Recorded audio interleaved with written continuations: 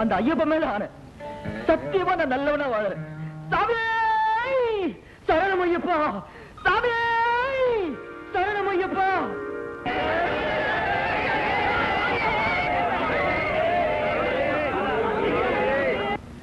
அம்மா, நீ தெய்வத்தோட அவதாரம், எங்களை எல்லாம் ஆசீர்வாதம் பண்ணு தாயே.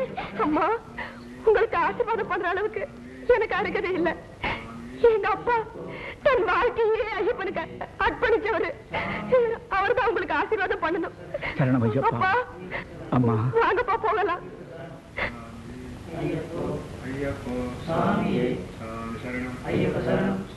கௌரி, நீ இங்க இருமா. நான் இருபடி கட்டிட்டு போகும்போது உன்னை அழைச்சிட்டு போறேன்.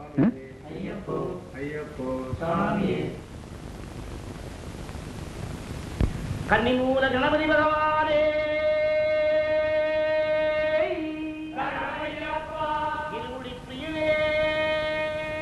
அம்மா, கொஞ்ச நேரத்துக்கு முந்தே சாஸ்தா சன்னிதானத்துல கற்பூரத்தால அற்புதம் செஞ்ச அந்த தெய்வீக பொண்ணு எங்க இருக்காங்க தெரியுமா? தெய்வீக பொண்ணா?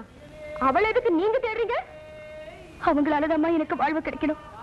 அவங்க காலில் விழுந்து கதறி ஒரு நல்ல வழி கிடைக்கிறதுக்கு ஆசீர்வாதம் வாங்கணும்மா.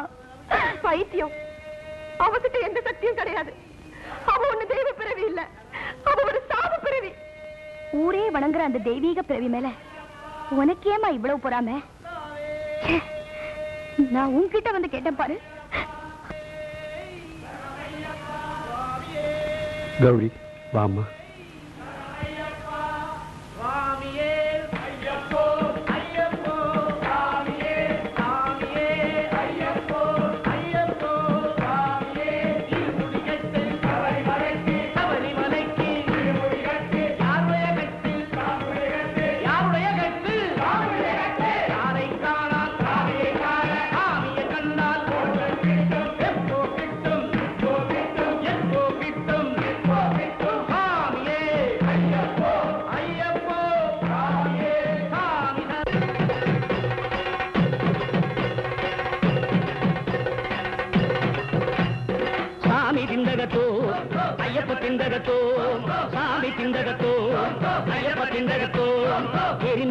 சாஸ்தாவே சரணம் ஐயப்பா, நாங்கள் எல்லோரும் உன் அருளை பெறணும் ஐயப்பா.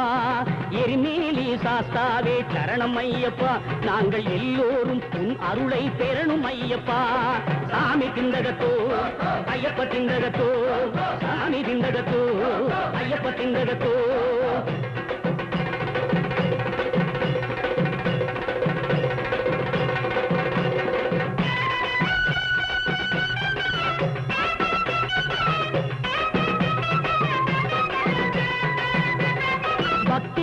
பாதையிலே ஒன்று கூடுவோம், அந்த பந்தளத்து மைந்தன் புகழ் சிந்து பாடுவோம்.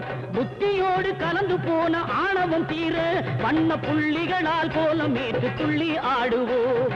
சாமி திண்டகத்தோ ஐயப்ப திண்டகத்தோ, சாமி திண்டகத்தோ ஐயப்ப திண்டகத்தோ.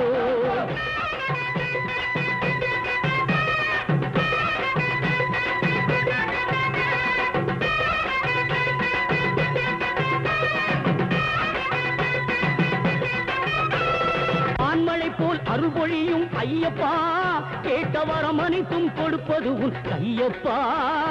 நான் எனது என்பதெல்லாம் பொய்யப்பா, உன்னை நம்பினோர்கள் கெடுவதில்லை மையப்பா. எருமேலி சாஸ்தாவே சரணம் ஐயப்பா, நாங்கள் எல்லோரும் உன் அருளை பெறணும் ஐயப்பா. எருமேலி சாஸ்தாவே சரணம் ஐயப்பா, நாங்கள் எல்லோரும் உன் அருளை பெறணும் ஐயப்பா. சாமி திண்டகத்தோ ஐயப்ப திண்டகத்தோ, சாமி திண்டகத்தோ ஐயப்ப திண்டகத்தோ, சாமி திண்டகத்தோ ஐயப்ப திண்டகத்தோ, சாமி திண்டகத்தோ ஐயப்ப திண்டகத்தோ. சாமியே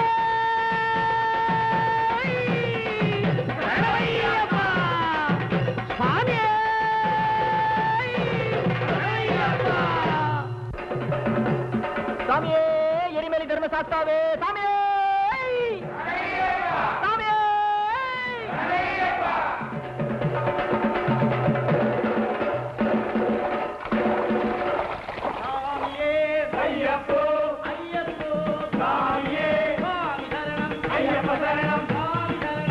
ஐயப்ப சரணம் ஐயப்ப சரணம் ஐயப்ப சரணம் சர்வலோக நிவாரண தன்வந்த மூர்த்தியே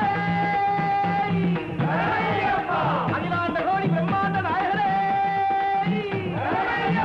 ஆலகட்டி ஆசவரே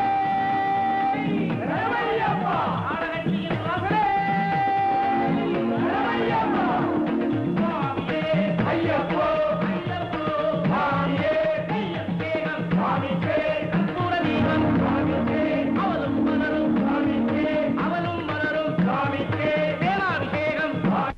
அழுதானதி வாசனே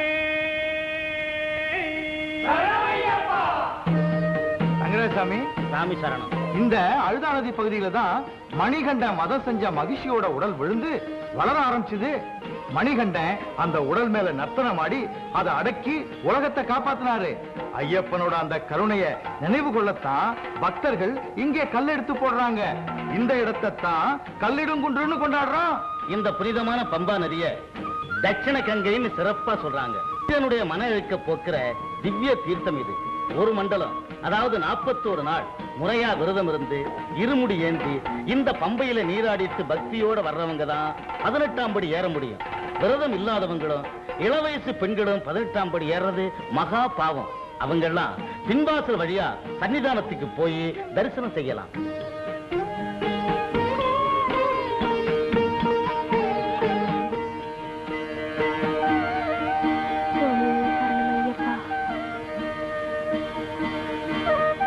பம்பா நதி வாசனே. கௌரி, இந்த பம்பா நதி கரையில தான் பகவான் ஐயப்பன் அவதரிச்சாரு. இங்க குளிச்சா காசியில நீராடினதுக்கு சமம்.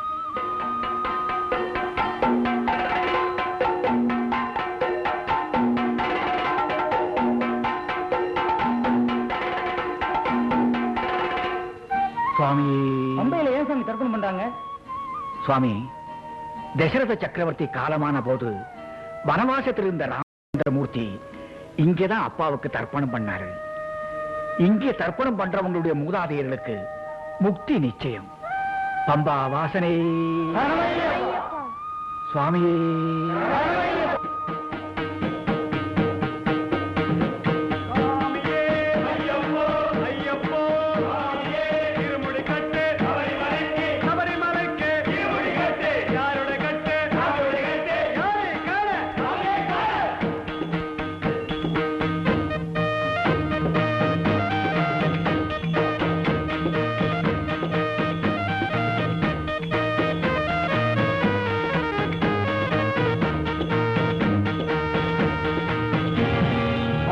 போய்கிட்டு இருக்கான் பாருங்க, அவன் தான் சிலையை மறைச்சு வச்சிருக்கான்.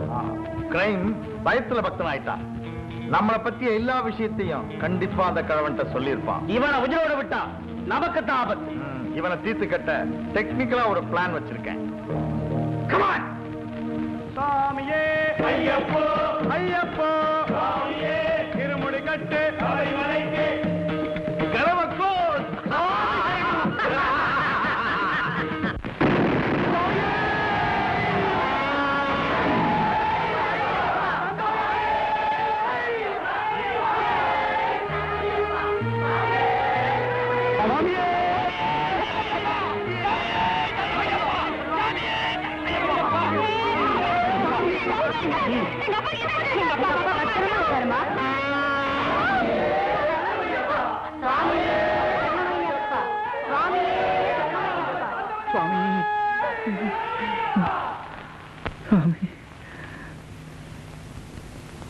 கணநாதா சரணமையப்பா.